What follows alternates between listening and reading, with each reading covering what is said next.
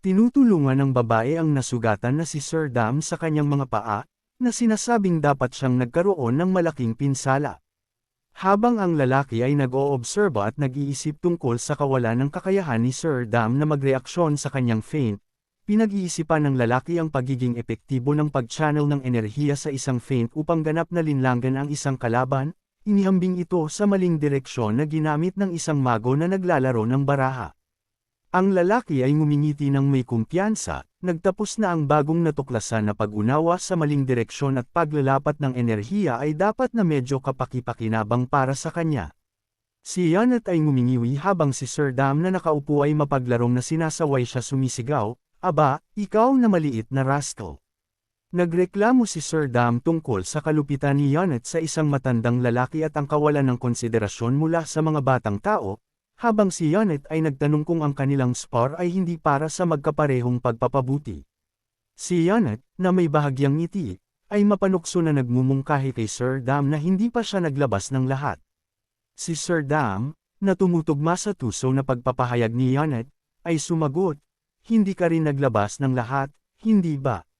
Si Sir Dam, sa tulong ni Lady Jiang, ay nagpapalam kay Janet na sa kabila ng kanyang hitsura, siya ay isang elder ng beggar sect at maaaring makakuha ng karamihan sa mga magagamit na impormasyon. Si Sir Dam ay humawak ng isang dokumento, nagpapahayag ng pagkadismaya na wala sa impormasyon sa iyo ang tumpak, at nanumpa na bigyan ng magandang babbog ang taong nagtipon ng impormasyong ito. Si Sir Dam ay nagtanong sa katumpakan ng impormasyon na naglalarawan ng mga galaw ni Janet bilang pagsasayaw o martial arts na nakasentro sa pagsipa bago nagtapos na ito ay sa anumang kaso ay isang magandang laban. Si Sir Dam ay matindi na tumingin kay Janet na nagpapaalala sa kanya, "Ngunit hindi ba mayroon kang pangako na dapat mong tuparin sa akin?" Masigasig na nagtanong si Lady Jiang tungkol sa kalikasan ng pangako habang si Janet nakitang-kitang hindi komportable sa kanyang lapit ay sumigaw, "Og, masyado kang malapit." Nagpasya si Janet na kung ito ang presyo para sa sparring, tinatanggap niya, na nagdeklara ng kanyang intensyon na magpaalam kay Lady Jiang habang siya ay mabilis na lumakad palayo, na nag-iwan sa kanya na kitang-kitang nabalisa. Si Lady Jiang, nabalisa kay Janet, binibaliwala siya. Hinarap siya, nagbabanta na kontaken si Sir Gugum at nagmumungkahi na mayroon siyang mga kwento na interesado siya na marinig. Masigasig na kinumpirma ni Sir Dam ang kanyang pagnanais na marinig ang mga kwento, hinihikayat si Lady Jiang na ibahagi ang mga ito sa daan. Tinanong ni Lady Jiang si Janet tungkol sa kanyang komento habang siya ay galit na humihingi kung gaano katagal siya planong sumunod sa kanila. Pagkatapos ay nagtanong si Sir Dam tungkol sa kanilang destinasyon. Inihayag ni na Lady Jiang at Janet na pareho silang pumupunta sa Hefei sa Anhui Province para sa negosyo, na nagdulot kay Sir Dam na mapagtanto na mayroon silang parehong destinasyon. Inanyayahan ni Lady Jiang si Sir Dam na sumali sa kanila kung wala siyang ibang plano. Si Sir Dam ay maingat na nagtanong kung angkop ba para sa isang matandang lalaki na maglakbay kasama sila. Masigasig na tiniyak ni Lady Jiang kay Sir Dam, sumisigaw, "Gustong-gusto namin ito." Ngumiti si Lady Jiang nang nagbabanta habang tinutugunan niya si Janet sa pangalan, na nagdulot sa kanya na magreaksyon na may pagkabigla at pagkasira. Isang payapa na tanawin ang inilalarawan, na nagpapakita ng mga majestikong bundok sa ilalim ng isang maliwanag na cloud-filled na kalangitan. Ipinaliwanag ng pagsasalaysay ang kanilang paglalakbay sa Anhui Province ng magkasama, na napapansin na sa kabila ng paunang pag-aalala tungkol sa pagtutugma ng bilis, lahat sila ay gumagamit ng Qigong dahil sa pagiging may kasanayan na martial artists. Nagpapatuloy ang pagsasalaysay, na nagpapakita ng kanilang paglalakbay na may mga imahe ng mabilis na paglalakbay gamit ang Qigong sa komportable na panloob na pahinga, na kinukumpirma na hindi sila kailangang matulog sa ilang. Ang grupo ay dumating sa Anhui Province, Hefei, isang abalang lungsod, na nag-udyok sa tagapagsalaysay na magpahayag ng pagkamangha sa site. Nakatayo sa gitna ng isang masikip na kalye, ang tagapagsalaysay ay nag-oobserba na ang lungsod ay abalang-abala sa mga tao rito. Ipinaliwanag ni Lady Jiang na ang mataas na aktibidad ng lungsod ay malamang dahil sa pagkakaroon ng Nanggang Clan at ang Sword Emperor. Idinagdag na ang network ng impormasyon at komersyo nito ay mahusay na binuo. Ang Nangang Clan ng Anhui Province, Hefei ay kinilala bilang humahawak sa pinakamataas na posisyon sa gitna ng Central Plains 5 Great Clans at pinuri bilang isang haligi ng Orthodox faction. Apat na mahigpit na mukha na lalaki na may hawak na espada at nakasuot ng magkaparehong damit na may nakatago na mata ay nakikita na sadyang naglalakad sa isang kakahuyan.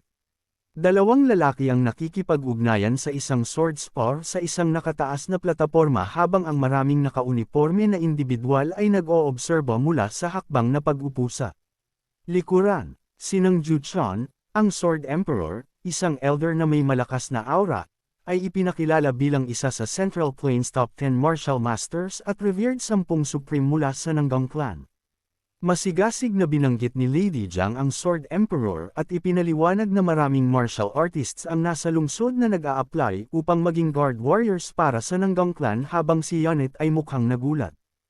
Ang mga mata ni Yonit ay nagpapakita ng pagtataka habang nagtatanong siya, isang guard warrior. Si Lady Jiang at Sir Dam ay nagpahayag ng pagkabigla at pagkadismaya na hindi alam ni Yonit ang tungkol sa guard warrior recruitment, na tinawag siyang walang alam tungkol sa mga gawain sa mundo. Ipinapalam ni Lady Jiang kay Yonit na ang Nangang Clan ay nagre-recruit ng mga guard warriors sa loob ng maraming taon, pagkatapos ay nagtanong kung hindi siya pumunta sa Hefei para sa layuning iyon.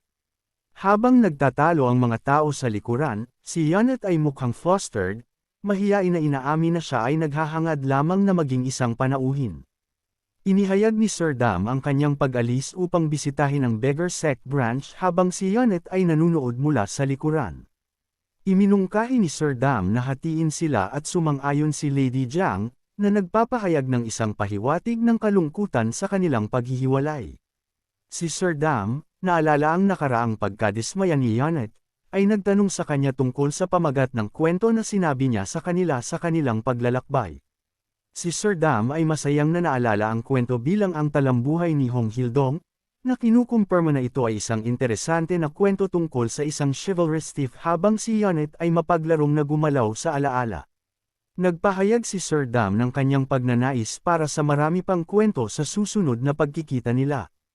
Habang si Yonit at Lady Jiang ay magalang na nagpaalam sa kanya na may baos, inihayag ni Yonit ang kanyang pag-alis at si Lady Jiang, nakangiti, ay nagpasalamat sa kanya sa pagsama habang siya ay nagpaalam sa kanya. Ang isang payapa na tanawin ng mga tradisyonal na gusali sa ilalim ng isang asul na kalangitan na may mga tao na naglilibot ay naglalarawan ng setting ng lungsod. Si Lady Jiang ay naglabas ng isang buntong hininga, ang kanyang pagpapahayag ay isa sa pagmumuni-muni.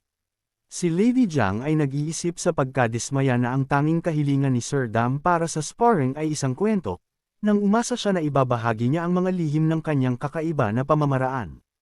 Si Lady Jiang ay ngumiti ng matamis, kinikilala na sa kabila ng kanyang paunang pagkadismaya, ang pagkikita kay Yonit ay isang interesante na karanasan.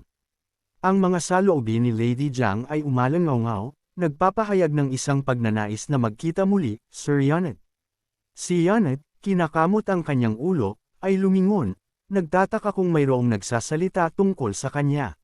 Si Yonit ay dumating sa Nangang Clan front yard, nag-oobserbo ng isang sobrang haba na linya ng mga tao at nagsasabi na ito ay tunay na nagpapakita ng parirala isang dagat ng mga tao. Si Yonit ay nagpahayag ng pagtataka sa napakalaking bilang ng mga tao na pumipila at nagtataka kung mayroong anumang magagamit na mga silid habang ang dalawang iba pang mga individual ay nagtatalo tungkol sa pagtulak sa karamihan. Si Yonit, mukhang nagbitiw, ay nagtapos na dapat din siyang sumali sa pila. Si Yonit ay naglabas ng isang awkward at hindi komportable na tawa, na nagpapakita ng kanyang pagkasira sa sitwasyon. Si Yonit na mukhang determinado ay sa wakas na umabot sa harap ng pila habang ang lalaki sa desk ay nagtuturo sa susunod na tao na dumating ng mabilis. Ang lalaki sa desk na nagsusulat ay hinihimok si Yonit na mabilis na sabihin ang kanyang pangalan, pinagmulan, martial arts level, at pangunahing sandata dahil sa mahaba na linya sa likuran niya. Ipinakilala ni Yonit ang kanyang sarili bilang si Yonit mula sa Golden Tiger Wall ng Shaanxi. Ang lalaki sa desk ay sumingit, nagulat sa kanyang apelyido at ang pagbanggit ng Golden Tiger Wall. Si Yonit ay huminto bago nilinaw na ang kanyang ama ay ang pinuno ng Golden Tiger Wall. Si Yonit, may hawak na dokumento, ay ipinagmamalaki na nagsasabing ang kanyang unang kapatid na babae ay kasal sa Nanggang clan, na nagpapahiwatig na mayroon siyang koneksyon. Ang lalaki sa desk ay agad na nakilala si Janet bilang ang bunso na anak ng Golden Tiger Wall. Ang lalaki sa desk, mukhang lubos na nalilito, ay nagtanong kay Janet kung bakit siya nag-abala na pumila, na nag-iwan kay Janet na nalilito. Isang lalaki ang nagpapalam sa protagonista na ang koneksyon o isang imbitasyon na plak sa Nanggang clan ay nagpapahintulot ng madaling pagpasok, na nagmumungkahi ng isang alternatibo sa kasalukuyang sitwasyon. Nilinaw ng lalaki na ang isa ay maaaring i-verify lamang ang kanyang sarili sa gilid na tarangkahan upang makapasok, nagtatanong kung ang tumanggap ay walang kamalayan sa karaniwang kaalaman na ito. Ang isang pinapawisan na lalaki ay awkwardly na nagbubunyag na ang pila ay talaga para sa mga individual na naghahangad na maging guard warriors, na humahantong sa isang na sandali. Napagtanto ng protagonista ang kanilang pagkakamali, sumisigaw, bakit ako naghintay ng napakatagal? Habang ang mga walang pasensya na tao sa linya ay galit na humihingi na lumipat sila ng mabilis. Ang isang grandeng walang laman na bulwagan ay ipinapakita habang ang isang hindi nakikita na figure ay nagtatanong, nandito ka ba? Tumatanggap ng isang agarang kumpirmasyon na sagot, oo, tinawag mo ba ako? Si Nanggang Ho, kasalukuyang Nanggang clan patriarch, ay nagbubunyag ng layunin ng pagpupulong, na sinasabing, ang dahilan kung bakit tinawag kita rito. Si Sword Emperor ng Ju Chan, dating ng clan patriarch, ay seryosong nagpapahayag ng kanyang intensyon na italaga si Janet bilang ang batang patriarch sa loob ng ilang taon. Sumang-ayon si Nanggang Ho sa plano ni Ju Chan para kay Janet, pagkatapos ay nagtanong kung si Huang, ang kasalukuyang patriarch, ay nagpakita ng anumang kalungkutan tungkol sa pagpapalit. Si Nanggang Ho, ang kasalukuyang Nanggang clan patriarch, ay nagsabing wala siyang naobserbahan na kalungkutan sa ngayon tungkol sa mga plano para sa susunod na patriarch. Ipinaliwanag ni Nanggang Ho na si Huang ay nagnanais ng isang masayang buhay pamilya, habang si Ju Chan ay hindi ito nakakagulat, nagtatanong kung ang pamilya ay naninirahan pa rin magkasama. Inilarawan ni Nanggang Ho ang pamilya ni Huang bilang laging so lovely-dovey at nagpahayag ng kaginhawaan na ang kanyang manugang na babae ay isang kaaya-aya na tao na walang nagdudulot ng gulo. Si Nanggang Ho at ang kanyang asawa ay ipinapakita na may pagmamahal habang ang tagapagsalaysay ay nagha-highlight ng kanilang masayang kasal, na ginagawang naiinggit kahit ang mga miyembro ng pamilya. Si Nang Ju Chan ay masayang sumigaw, Huang talaga nagpakasal sa isang mahusay na asawa, at pagkatapos ay naalala ang isang tao mula sa kanyang pamilya ay bumibisita. Kinumpirma ni Nanggang Ho na ang bunso na kapatid ng kanyang asawa ay kararating lang. Si Ju Chan ay malabo na naalala ang pagbanggit ng isang bunso na anak sa kanilang pamilya. Inihayag ni Nanggang Ho na ang bunso na anak, hindi pamilyar sa mundo, ay sumali sa Guard Warrior Q. Si Ju Chan ay tumawa. Siya ay tiyak na magdurusa ng husto. Pagkatapos ay masigasig na nagmungkahi si Nanggang Ju Chan, dapat ko ba siyang turuan ng kaunti ng personal dahil ang bunso na anak ay nagkaroon ng isang mahirap na araw, sumasara sa mesa. Nagulat na nagtanong si Nanggang Ho kay Ju Chan, seryoso ka ba? Tungkol sa pagtuturo sa kanya. Binabanggit na ang bunso na anak ay chismis na, medyo may talento na martial artist. Si Nanggang Ju Chan ay nag-iisip tungkol sa maraming chismis ng bunso na anak. Nagtapos, dapat siyang nagtatago ng maraming bagay, at nagpapakita ng malalim na interes. Si Nanggang Ho ay bamantong hininga sa loob-loob na napapansin, nandyan na naman siya, nagbitiw sa predictable na kasab-ika ni Ju Chan para sa martial arts. Ang kuryosidad ng martial arts maniac si Nang Ju Chan na may matinding pagpapahayag ay masayang nagdeklara, mukhang makakapag-unat ako ng aking mga kalamnan sa unang pagkakataon sa mahabang panahon.